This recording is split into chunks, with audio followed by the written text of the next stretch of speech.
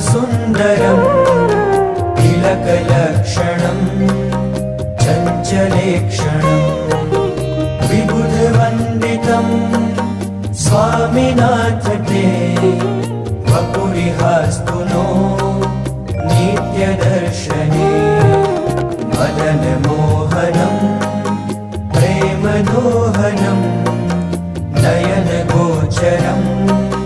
भक्तसञ्चरं भुवि सुदुर्लभं स्वामिनाथ ते वपुरिहास्तु नो नित्यदर्शने निजजनैः सदा वाञ्छितं हृदा